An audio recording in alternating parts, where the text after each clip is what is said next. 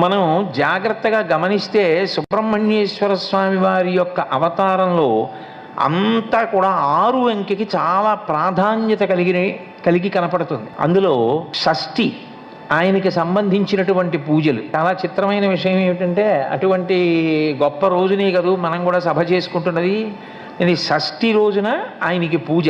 6 ముఖాలతో ఉంటాడు షణ్ముఖుడు. ఆయన యొక్క మంత్రం షడక్షరి.